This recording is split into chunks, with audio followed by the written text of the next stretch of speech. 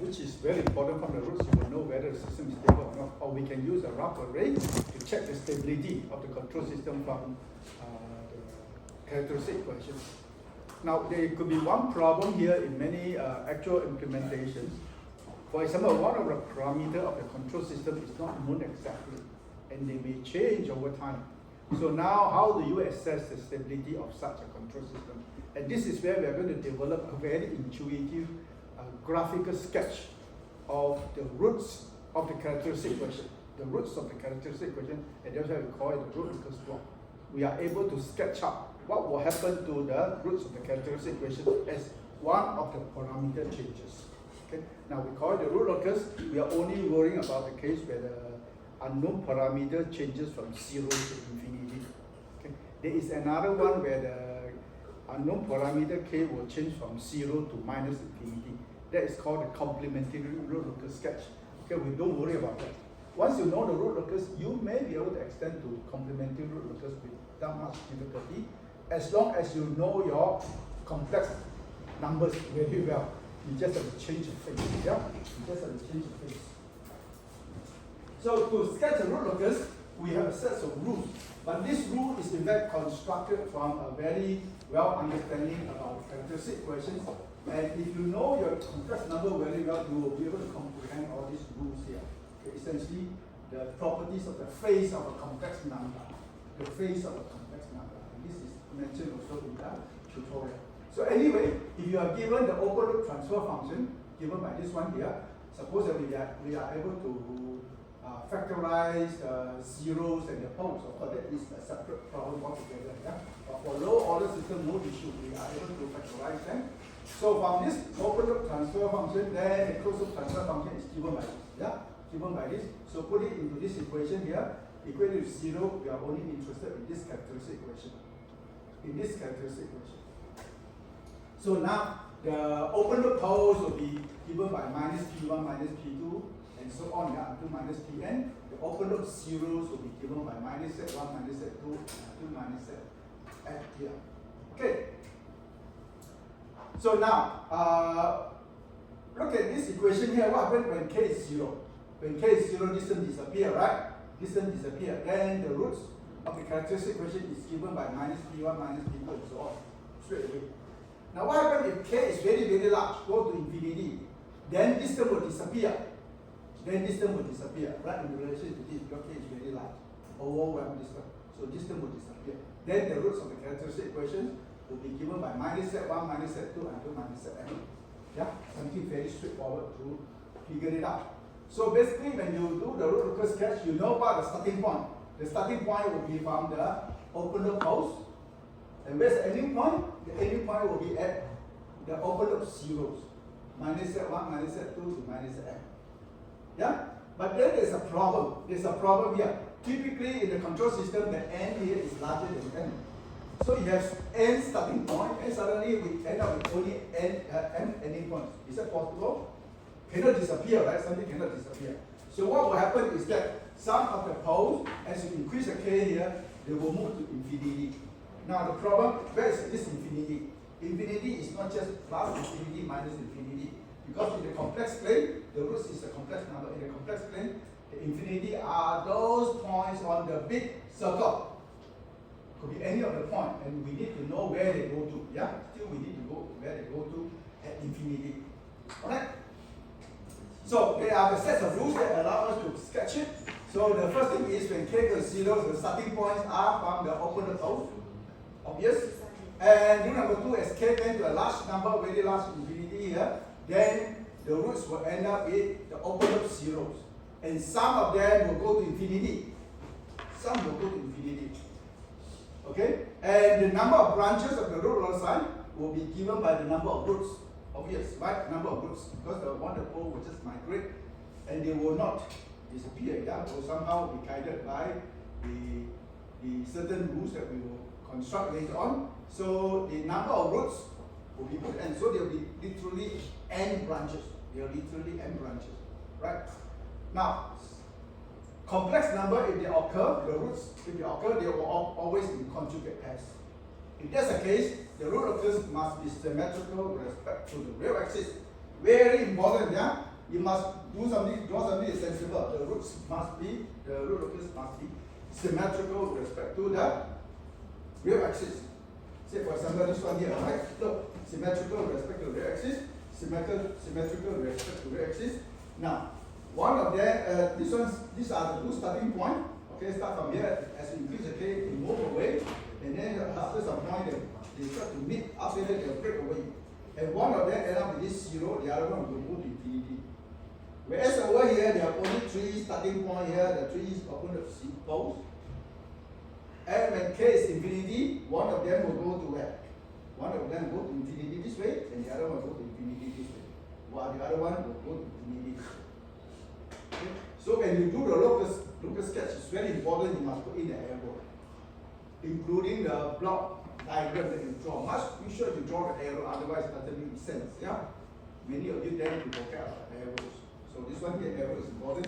It guides the way how the locus will move. Alright? So rule number 5, there is what we call the asymptotes. Asymptotes are those that will guide how the root locus will go to infinity. And the number of asymptotes is very straightforward. It's given by the difference between the n and the m. Yeah, given by the difference between n and m. And the angle of the asymptotes can be computed by this one here, right? 2j plus 1 multiplied by pi divided by n minus m.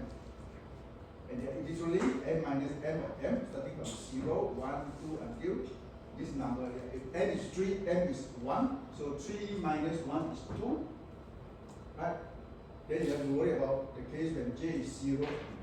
Now this one here, if you can remember, this formula is good. If not, typically for a very simple system that we have, you would have only, say, one root locus, one asymptote rather. One asymptote, then the angle must be 180 degrees straight away. Yeah? If there are two asymptotes, the angle must be 90 and minus 90 degrees. Either pi over 2 and minus pi over 2. Yeah? And then this only one is pi. Convert the pi into degrees, easier to understand. So one asymptote, the angle must be 180 degrees. Two asymptotes, the angle will be 90 and minus 90 degrees. And 3 asymptotes, the angle must be 60, 180 and minus 60 degrees. Notice that the asymptotes also symmetrical with respect to the real axis. Yeah? And the point where the asymptotes meet, they must meet at one point. Yeah? The point where the asymptotes meet is called what we call the centroid. The centroid. And it can be computed very easily. You only sum up all the open poles, sum up all the open zeros, take the difference of the two, divided by the number of root locus. So it can be computed very easily to see which the point where the asymptotes meet. This is very important because that will tell you how the root locus will go to infinity. Right beside the angle of the asymptotes, but the point where the asymptote meets is very important also. Now, rule number 7 is the most important one. The most important one, if you look at the two root locus that I showed you just now, you notice that certain sections of the real axis are part of the root locus. Certain sections of the real axis are part of the root locus. Now, how do we identify them? How do we identify them? It's very important. Once you're able to identify them, then in fact you can already start sketching your root locus, at least for the simple one. Okay? So this one here is very mouthful. It's very mouthful. They say that root locus are found on the sections of the real axis only if the total number of real poles and zeros, in fact complex poles and zeros doesn't matter, that the total number of real poles and zeros of the open loop transfer function to the right of that section is odd. Very mouthful. But I will teach you something very simple. Yeah, very simple. Okay, let's look at this example. Okay, just this one here. How many open loop poles? Zeros. One open loop zeros and minus 4, right? How many open loop poles? 3 of them, plus 1, minus 2, and minus 6. So I plot them on the complex plane, yeah? Representing the poles, open loop poles by crosses, representing the open loop zeros by circle, yeah? Okay? So how do I apply rule number 7? To apply rule number 7, I need to know that all these real poles and zeros will partition the whole real axis into how many sections? How many sections do I see? Come on.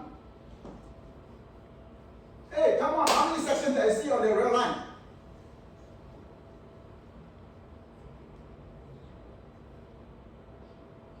You cannot count? How many sections?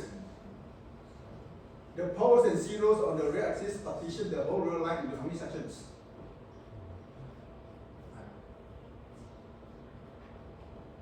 Five. Okay, let's count. 1, 2, 3, 4, 5. Right? 5 sections. And I will pick up only the even sections. Those even sections of the real axis must also be part of the root locus. This whole section here must be part of the root locus. This whole section must be part of the root locus, but the others are not. The root locus will never cross those sections. Will never enter those other 3 sections there. How do I interpret it? Okay.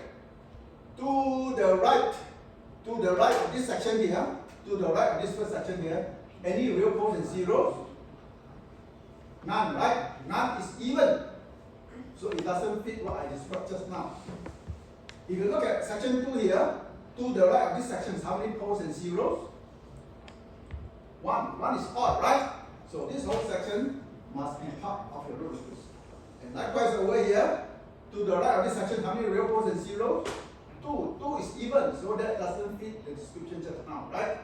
Whereas over here, to the right of this section, how many real poles and zeros? 1, 2, 3. 3 is odd. So this whole section must be part of the root locus.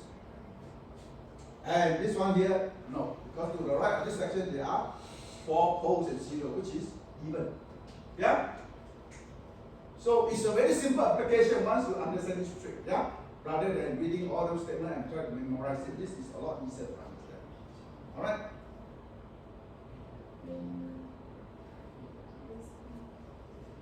So, in fact, after rule number 7, you should be able to sketch the root locus for simple one. And in fact, we will only be interested in the simple one, not the complicated one. In fact, root locus can be very, very complicated. Yeah? Don't think of it as something very simple. It can be very complicated. But this is a very basic introduction course. We will only tackle those that are very straightforward. Okay, so rule number 8, we don't even have to worry about it because we are not going to deal with the case where the open poles and zeros are complex.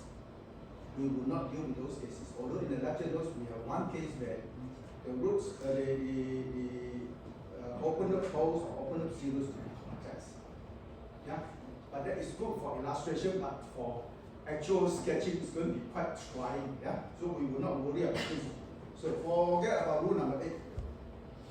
Okay. Of course, for those of you who can comprehend it, it will also help you a little bit. Even this can also be applied to the case of real roots, real poles, and real zeros. Okay, but that one can be tackled differently. Yeah. Okay. Then the points where the root locus intersect the imaginary axis. Can we know exactly where it crosses the geometric axis? We have learned that in stability right analysis, when you construct the round array, we know that I'm going to get roots of the geometric axis when I have an auxiliary equation, right? So this is where we apply it here. So the roots that crosses the geometric axis can be identified by applying the round array. Yeah? When we look at those 0 solve for the auxiliary equation, solve for the roots. Those roots will tell you where the root locus will cross the geometric axis. Now, there is also the breakaway break-in point from the 2 sketches that I showed you, where the two root locus will travel towards one another. When they meet, they will break away. And that's called a breakaway point. There is also a case where they break away and then they come back, or from somewhere then they come back and break into the real axis. And that is what we call the break-in point. This is what we call the break-in point. And the angle of breakaway and break-in point can be calculated really easily. If there are 2 of them, the breakaway point will be 90 and minus 90 degrees. If there were 3 of them, then the angle when they meet the breakaway will be 60 minus 60 and 180 degrees, and that can be calculated very easily. So we don't tend to bother about this one here, okay? But as long as you sketch something sensible. Okay, now the most important thing is where is the breakaway? Where is the break-in? How do you calculate it? That is the key. This one is very key because it will tell you how the overall root locus will behave. Okay, the way to calculate the root locus is, okay, from the characteristic equation, basically this one here, right? Then you reorganize this equation into this. Make the parameter k of interest to you here as the subject. So we write this one here, then k will equal to this one here. Then you differentiate k with respect to s. Differentiate k with respect to s, you will get this equation, and then we will set this to 0. When you set this to 0, we only look at the numerator term, okay, where this a prime here is the derivative of the original a, differentiate it once, likewise for b prime as well. So we set this to 0, and then we look at the roots of this. We look at the roots. Now, not all the roots will necessarily be the breakaway or break-in point, because some of the roots here will be the breakaway and break-in point corresponding to the case when k is negative. When k is negative, which is of no interest to us. Though that will be related to the case of complementary root locus. We are only interested in the root locus sketch. So we will need to know which one really represents the breakaway or break-in point. Yeah? Now, the way to understand this, combine it with rule number 7, then you will be able to figure out which will be the breakaway, which is not the breakaway. Yeah, because you know certain sections of the real axis are not part of the root locus. If the roots from here turn out to be at those points of the sections of the real axis which are not part of the root locus, then that will not be a breakaway or breaking point. Alright? Okay. Rule number 11 here is a case only rule that involves the magnitude of a complex number. That involves the magnitude of a complex number. That is, we are able to sketch the overall characteristics of the root locus as k changes from 0 to infinity. But suppose I'm interested in a particular location. I'm interested in a particular location that lies on the root locus as well. How do I know what value of k? How do I know what value of k that will give me that particular point? So this is where you would then make use of what we call the magnitude rule. Okay? So the point of interest to you is S1 in the complex plane, and you have all the opponent poles and all the opponent zeros. Then what you do is to measure the distance. If you can draw it to scale, you measure the distance between this point here and minus pj. This one here is essentially, right, S1 minus pj, right? And that is the distance between these two complex numbers. Yeah? So you measure all the distances of the point of interest to you away from the opponent poles. Also measure all the distances of this point here away from the opponent zeros. Then you multiply them. This one is a multiplication, not a summation, a multiplication of all these distances. And that will give you the value of k that will give you that particular pole location as well. Okay? So this is the only one that's a bit harder to understand because that involves the magnitude. Say for example this one here. Right? I have sketched a root locus already. I've sketched a root locus. But now I'm interested in this point. From this root locus, I know the beginning. Okay, this is the starting point, and starting point here when k is 0. And I also know the ending point. The ending point is when this point here, k infinity, one of them is here. The other point somewhere go to infinity here, the other one go to infinity here. But somewhere in between, I'm interested in this point here. So the query is, what value of k that will give me this particular point? So what you will do is, measure this distance 1, measure this distance 2, measure this distance 3, and then measure this distance. If you can draw it to scale. Here, I'm not going to bother you about drawing with scale. So what you do is need to explain it conceptually, right? Just conceptually, okay? Measure these distances. You don't as this distance. A due to the zeros, and then B, C, D, the distances due to the what? The poles away from this point of interest. Okay? Then the K is simply, right, product of the distances B, C, D divided by the product of this distance here. Only one of them, just no multiplication. And that's it. Yeah? You do not literally have to measure it. You measure it, you can literally measure it if you draw the reading to scale. Then it makes sense. In fact, when I learn it, I really have to draw to scale. But here I think it's really a chore there. So conceptual understanding is good. Alright? So with that, let us look at the problem. How to sketch a road locus. This one here should be very straightforward. How to sketch a road locus here, very straightforward. And then this one is slightly more complicated. Yeah? And you will see that even though they are very complicated, once you sketch a few of them, you get the idea straight away. Yeah?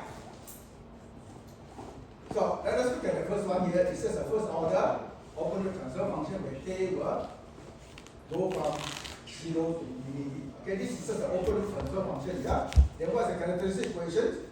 Characteristic equation will be 1 plus this. So it's 1 plus, yeah, so 1 plus K over S plus 2 equal to 0. So that implies that S plus 2 plus K is equal to 0 as a characteristic equation. Okay, S plus 2. Right? And in fact, from this characteristic equation, you can compute the root straight away, right? The root is minus 2 minus K, yeah? Minus 2 minus K. You can sketch, you can calculate it exactly. But this is only for simple first order system. Yeah? So here the roots will be minus bracket 2 plus K.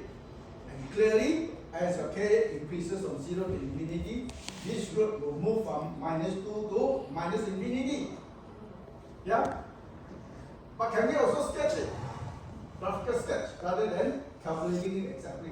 It's easy for first order system, but if the order of system is higher, then it's not easy to calculate it. Yeah? So over here, n is what? 1, right? N is 0.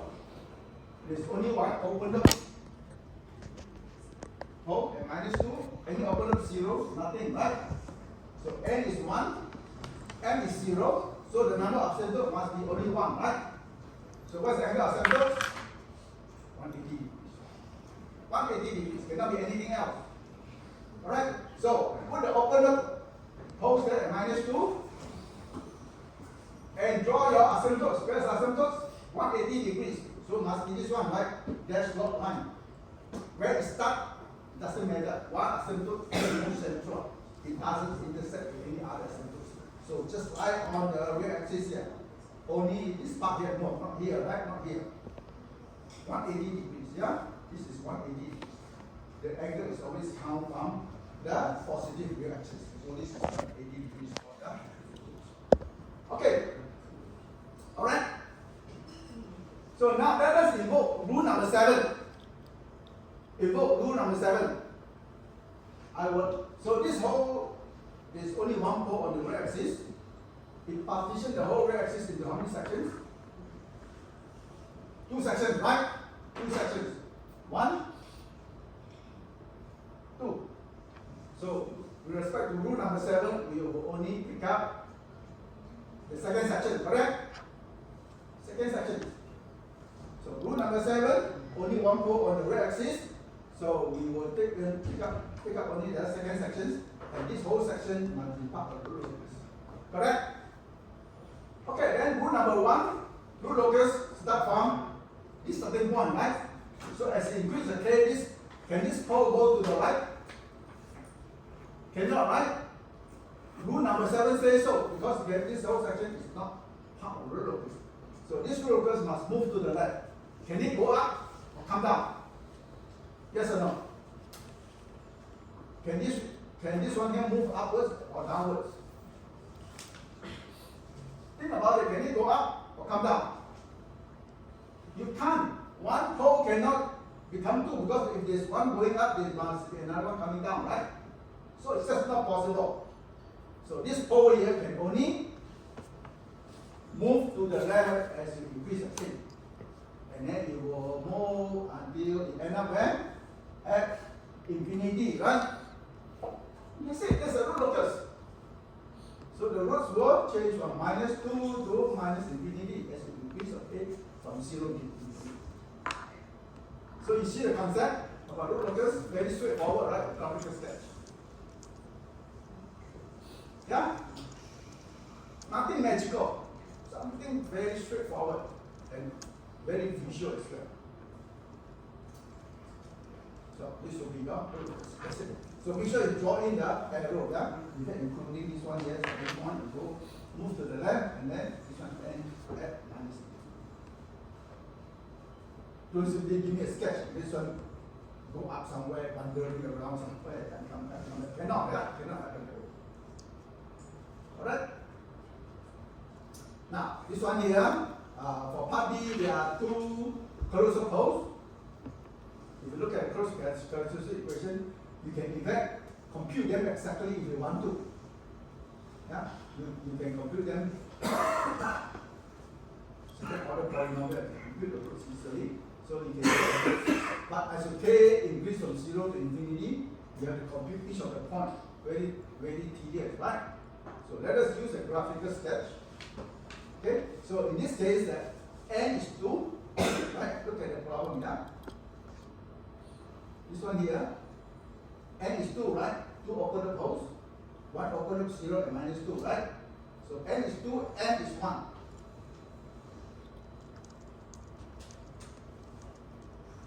Okay, n is 1.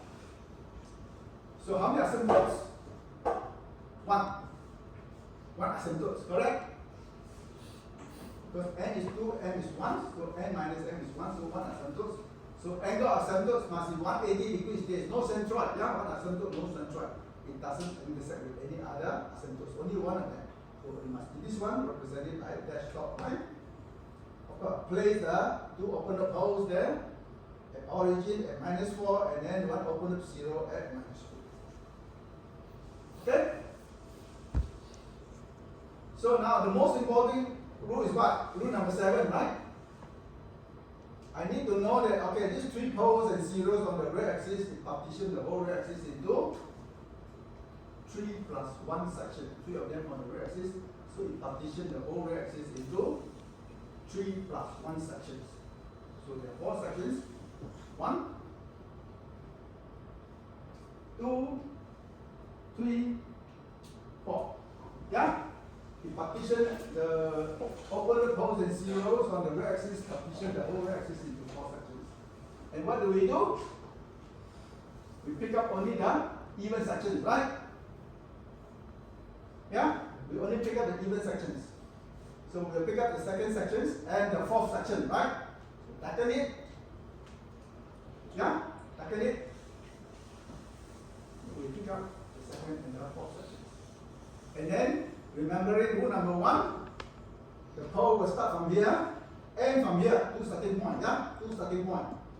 One of the roots start from here, the other one start from here. Rule number 2, it will end up at the open up 0 locations. So one of them will end up here, the other one will end up somewhere here in infinity, right? Has to be. No other point. So as you increase of k, can this pole go to the right? Rule number 7 says no. Can it go up? Cannot. From one pole cannot become 2 because if there's one going up, there must be another one coming down. The roots will always come in conjugate pair if it is complex. Yeah? So this one here can only go to the left. And likewise, this pole here, can it go to the right? Cannot. Yeah? Rule number 7 says so, right? So it can only go to the left. It cannot go up, come down. Yeah? So it can only go to the left. So somehow, in this case, in the absence of any other thing here, this one here will end up here, and this will travel to infinity. And that is your root research. Nothing fanciful, right? Very simple. So is this representation better than solving all the roots from this equation? Definitely better, right? So even for simple second order, the differential equation is good to sketch the roots. So these are all the possible closure co-location, possible closure co-location. One of them is somewhere there, yeah, and the other somewhere there. Alright? Come on.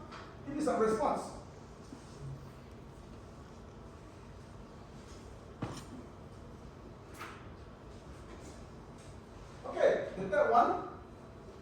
They are too close to poles, of course you can still solve them if you want to. Yeah. Now, in fact, from here you will notice that the two of the poles will be complex. Yeah, when k is certain range, but when k is larger than certain range, the roots will become real. But when you sketch the root locus, you will know that straight away, rather than coming from this equation. Okay? So what is important is, again, n is 2, right? From part C, n is 2, n is 1. Again, one asymptotes, and this angle asymptotes must be 180 degrees, right? So what we'll do is, come up with a complex plane, represent the pole here, two opponent points at the same location, at the origin, yeah? And one opponent 0 here. And draw the asymptotes. Angle is 180 degrees. Okay, now, rule number 7. Rule number 7. The 3 poles and zeros on the ray axis, 3 of them here, 2 of them here, 2 poles, 1 0 here.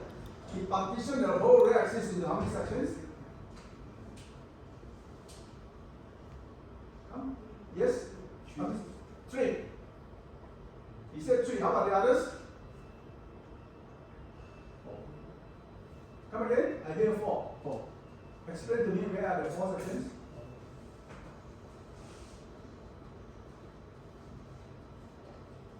Four is correct. Okay, explain to me where are the 4 sections. Remember just I said 3 plus 1. Yeah? There are 4 sections. Bear in mind, a point is also a section. A point is also a section. So where are the 4 sections? So let us count. 1 here. Right? Clearly 1 there.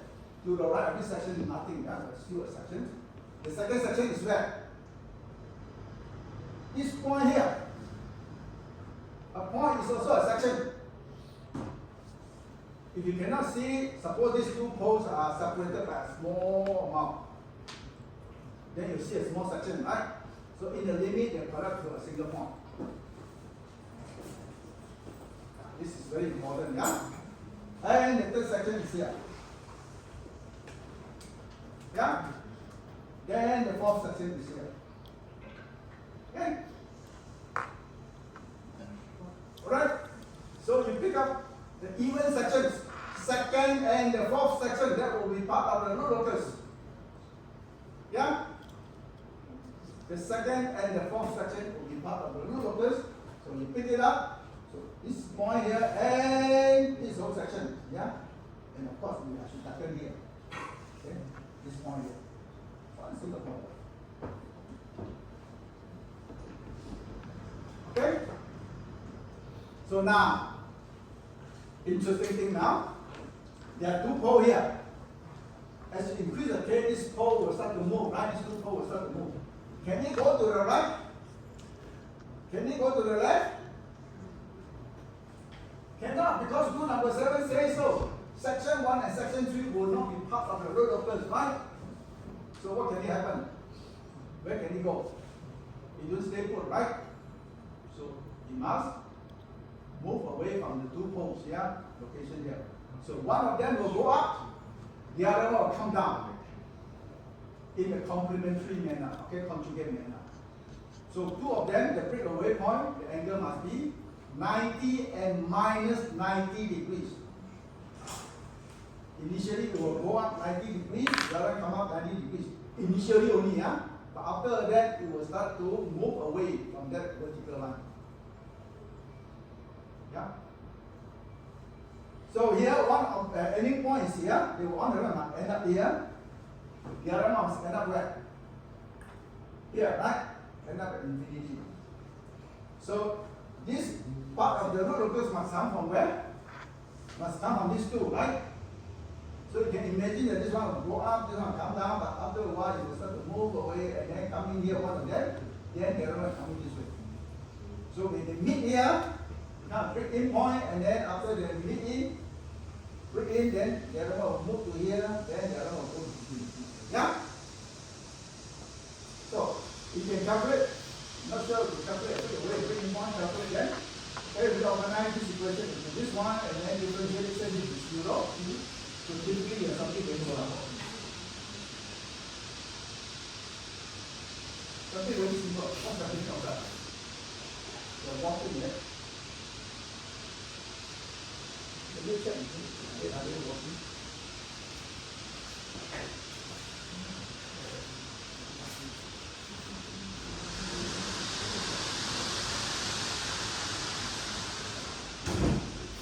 Oh, it's very far away.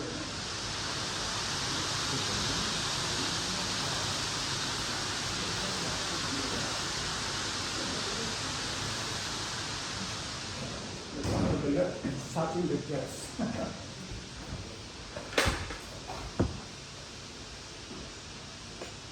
So we expect two break away or break in point. That one at origin, the other at -4. Yeah, in fact, one of them is a break away, the other one is break in. Okay? So this becomes the break away one. It cannot be the break in one. If you break in, then you're going to have a problem there, that's it, right? So as you can see here, these two are break away straight away. This one here angles 90 degrees, yeah, then you can see this one here 90 degrees, minus 90 degrees. So it will break away and then come in. Because I need to have one pole here and one pole here. Okay? So this is break in, this is the break in point. Yeah? And this break in occurs when k equal to 8. You can calculate that also. After they break in, then they will force to move, one of them force to move to the left, the other go to the left, right. Yeah? The one to the left travels to infinity, and the one travels to the right, and up here. K is very big. And that becomes your root of the sketch. Yeah? Okay? Right. Number 2. So this is the characteristic equation. If you cannot see what you do, rewrite it into what? K s plus 3 over s squared s plus 10, right, for the first case. Right? So in this one here, the open loop zeros will be at -3. The open loop holes will be at origin, and -10. Yeah? Whereas over here, the open loop 0 at -5, the open loop holes will be at origin and 2 of them at -2. Yeah? So now we have a third order problem, not third order polynomial. So the sketch is slightly more complicated. Yeah, slightly more complicated.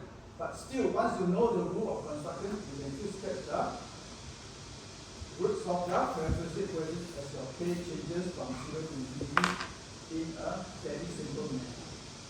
Yeah? Okay, so this one here, then the open loop 0 at -3, the 3 open loop holes at origin, and then -10, right? So n is what? 3. n is 1. How many asymptotes? You have 2, right? N minus n is 2. So you have 2 asymptotes. So angle will be 90 and -90 degrees. Okay? 90 and -90 degrees, 2 asymptotes. So 90 and -90 degrees. And the centroid? The centroid is sum up the open loop hole locations, sum up the open loop 0 locations, right? Take the difference of the 2 and then divide by the number of asymptotes, which is 2. Then you get the centroid at -3.5. Yeah? -3.5. Very simple calculation. So with that, then I can prepare my complex plane now. Okay, my complex plane. So I put in the open loop hole location, origin, 2 of them here, right? And then one at -10, and then one open loop 0 at -3. Then I need to put in the asymptotes. And the centroid as well. Centroid is the -3.5, yeah? And one asymptote is 90 degrees, this one going up. The other one coming down -90 degrees, yeah? Okay, make sure you understand this, just look at it. Everything is okay, yeah? You have to think about it. But we need these two here, we need at this point centroid.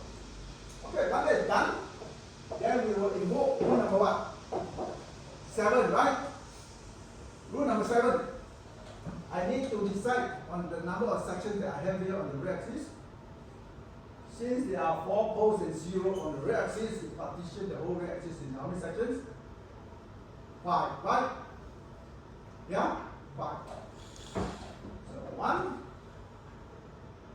2, 3, 4, 5. And I will pick up only the even sections.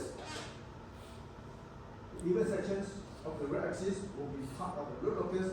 So the second section, which is one single point, and this one here, 4th section, will be part of the root locus. Okay? So from group number 7, I will pick up the second section and the 4th section. So I darken it. Yeah?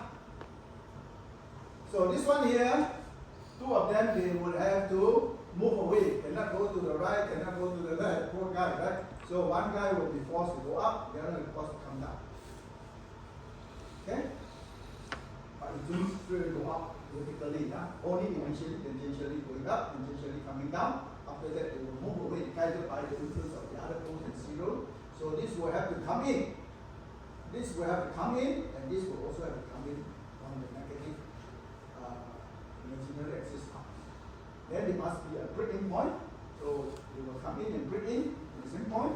And then when they break in, one of them will force to go to the right, end up at this opposite 0 location. The other one will go to, oh, sorry. No. This is not 0, yeah? This is a pole. Okay, this is a pole. So these two will have to move away, yeah? And then this one will have to go to the right. The pole here, this one will have to go to the right as you increase the K. It cannot go to the left, cannot go up, cannot come down. It can only go to the right. So this one here will move this way. And these two, I know roughly, will go up. And then one of them will come down somewhere here. And one of them will have to end up here. Then these two, where did they go? Bear in mind, there are 2 asymptotes here. There are 2 asymptotes here.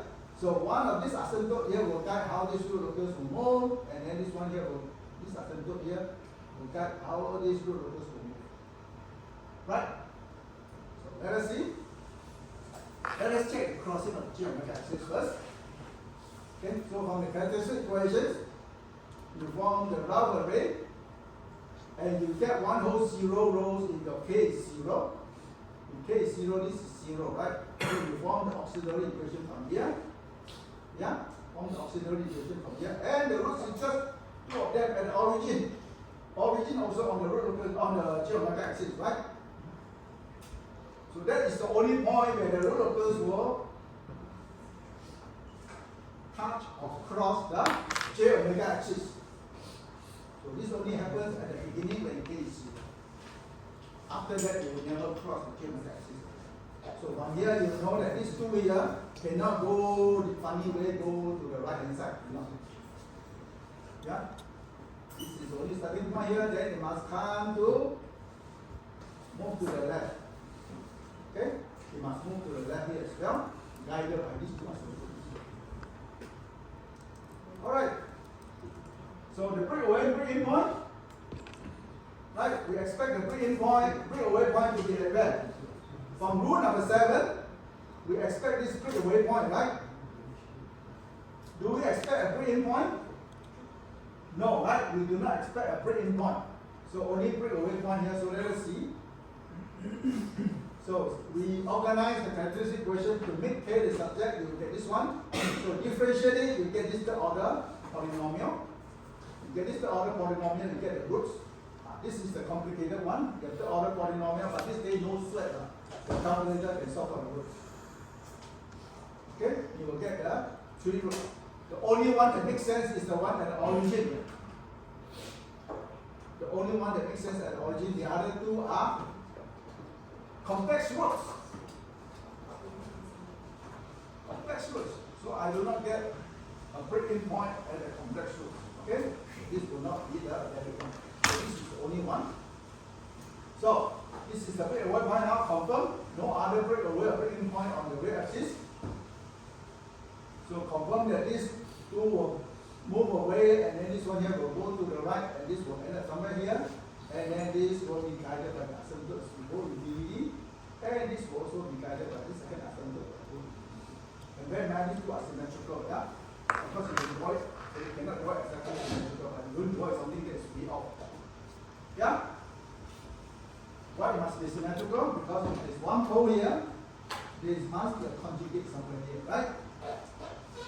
It always comes in conjugate pairs if the roots is complex. Okay? This group I find very strange. For the quiz result, also too extreme.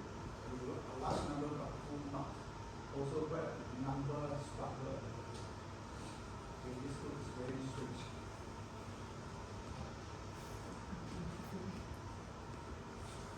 Okay, so that is your root locus. Yeah?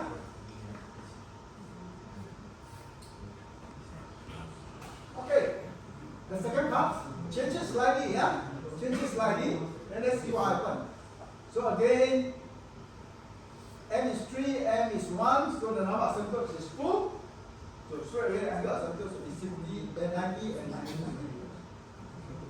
90 and minus 90. Yeah? And the centroid, sum up the opponent pole locations, sum up the zero locations, check the difference of the two, and then divide by the number of asymptotes. Yeah? So when that's done, I prepare my complex plane, right? Put in the opponent poles, one at origin, 2 at minus 2, and then 1, 0 here at minus 5. Yeah?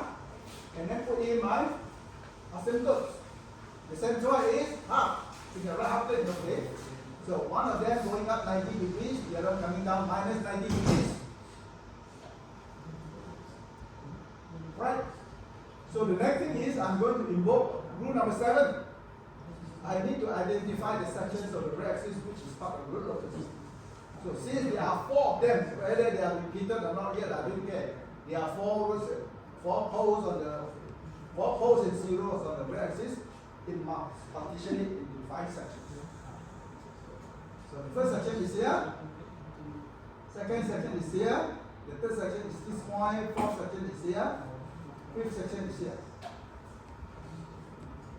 So I pick up only the even sections. The second sections, the fourth sections, that's it. Yeah? So from rule number 7, I will pick up only the second section, this whole section here, and the fourth section, this whole section. This point here is not part of the root locus, yeah? And the point here inside the field. Okay? Then from here, I know that as you increase a k, this has to go to the left, right? Cannot go to the right. Cannot go up, cannot come down, because from 1 cannot become 2 straight away. And one of the 2 here, which one? This one here, for example, will go to the right. While the second one will have to go to the left, because this is part of the root locus as well. And this will move and then end up here, and then these 2 will move towards one another. And then you expect it to meet somewhere. When they meet, they break away, right? So from here, you expect to get one breakaway point between 0 and minus 2. So rule number 7 is very, very important. For me now, once I apply rule number 7, I will have a very good guess about what rule number results. It's all. Except for some minor details. Okay? So I will know straight away that these 2 will move towards one another. Right? And then they will meet somewhere here, not necessarily the midpoint here. And then this will go to the left, and then one will end up here. So when they meet here, these 2, then they break away, and then guided by the 2 asymptotes. Right? Okay? And this is what I will get. That is my guess. Okay? So first of all, applying rule number 7, I will have this whole section, part of the root locus, this whole section, part of the root locus. Yeah? Then this point is not part of the root locus. Yeah? So let us check the crossing of the geometric axis.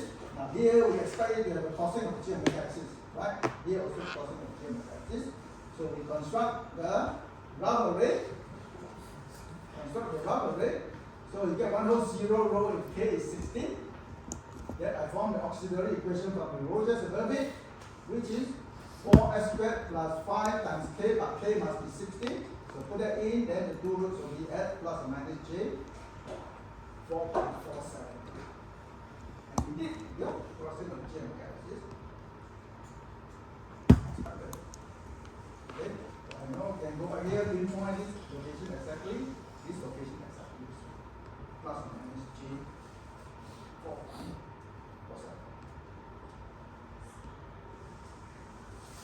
Okay, then the breakaway and break-in point. So I expect the breakaway point somewhere between -2 and 0, right? Expected from rule number 7. So we organize the k here into this equation, then differentiate it again, I get the third order polynomial. So from this third order polynomial, we solve for the roots, I get 3 real roots. 1, 2, 3. These are not necessarily the breakaway or break-in point. This is not, right? As I said, because the point -2 is not part of the real locus, so that is not a breakaway point. Okay? In fact, this will be the breakaway point when k is negative. And likewise here, this will be the break-in or breakaway point when k is negative. But we don't worry about it. The only one is this. And we can guess this one here from rule number 7. We expected for a breakaway point between -2 and 0. So this one here. So this is the true breakaway point. Okay? So this is it. Then we can sketch complete the rule locus. That's it. Yeah? Alright? So nothing very, very complicated. Yeah? Nothing very, very complicated. Of course, I can make it very complicated if I bring in the expose and see. Yeah? Okay. This one here. We are asked to sketch the rule locus for this one here. As k goes from 0 to infinity. And we will also see how to apply the magnitude rule. Yeah, magnitude rule. I would like to locate the important point of interest to me in my design of the case. For example, I would like to know where the rule locus cut this vertical line where s equal to -1. Yeah? So the computations of the break-in point here is not too difficult for this one. Okay? We even have to use a calculator. So from here, you see that there is no open loop zeros. 3 open loop poles at -1, -3, -8, right?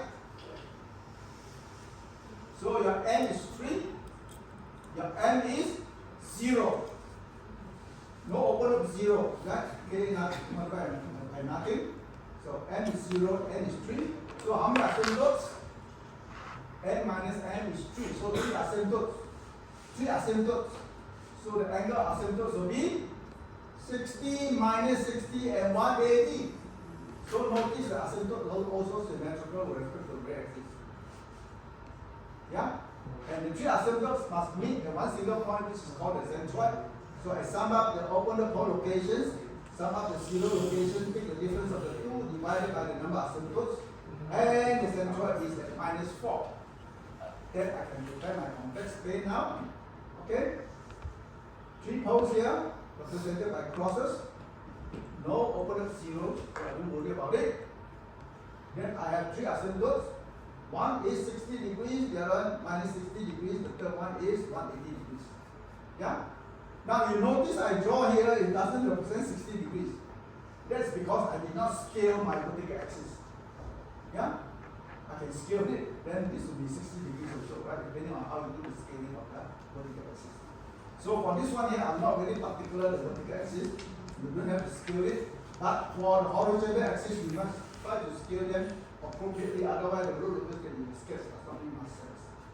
Yeah? For example, this is -1 here, you got -3 somewhere here, right? Doesn't make sense, okay? Must be somehow proportional. Okay? Need not be exact, but somehow proportional. So if this is -1, this is somewhere -2, and then -3, okay? Then here -6, some up here, yeah? It may not be very exact, but at least there's some proportionality involved. For the vertical axis, I didn't even worry about the magnitude of the scale. Just like that. Stretch it or compress it, right? Okay. One is done. The next thing is rule number 7, right? How many sections do I get? 4 sections, right? I pick up only the given sections, the second sections, and the fourth, third, and the fourth section here. Okay. So 4 sections, yeah. 1, 2, 3, 4.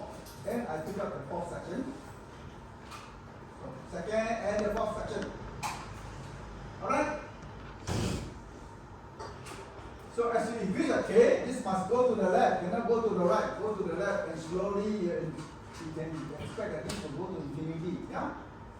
And the first pole here will have to go to the left, cannot go to the right, can only go to the left. And the second pole can only go to the right. So they are traveling towards one another, they have bound to meet. So they will meet somewhere here, need not be the midpoint. Yeah? You can calculate the same point, the breakaway later on. So somewhere they will meet. Once they meet, they will break away. So they become complex, vertically up, tangentially up, and then tangentially down, and then guided by the asymptote. Yeah, something like that. Okay, with the arrow as well. So this is my guess. Huh? So let us fill in the blank.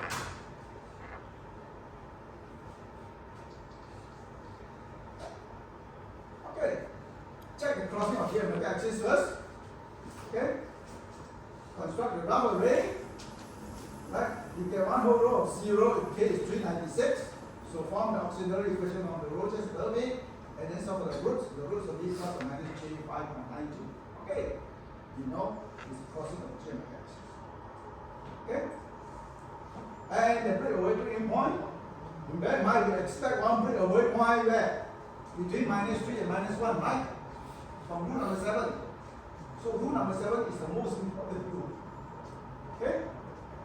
So we reorganize the characteristic equation to make k the subject. Differentially, you get only a second order polynomial, of course, it's of the roots, 2 real roots. But this will not be the one of interest to me, and k is positive. That is corresponds to the breakaway point, and k is negative. Right? So no interest to us. This one here, because rule number 7 tells me so. Right? So then we can complete that. Really confirm your guess. Yeah? You can pinpoint exactly the breakaway point, pinpoint exactly the crossing of geometric axis. So this is more or less done, the root of the sketch. Now, in our design, I would like to choose the value of k that will give me specific collocation. I would like to have certain relative stability. So I will draw a vertical line here with s equal to -1. Draw a vertical line s equal to -1. I would like to pinpoint a point on the root of this that give me relative stability, right? So draw a vertical line here s equal to -1. Then this is the one crossing here. So this is the point of interest to me. And I would like to know the value of k that will give me this point. So the way to do it is to measure this distance, and measure that distance, right? And then multiply them. Let's say there's no zeros, so you don't have to divide by the distances due to the zero. So only 3 distances due to the poles, multiply them, and you will get the expression. That's it. Yeah? Alright? Okay. Keep all your things now. We can have our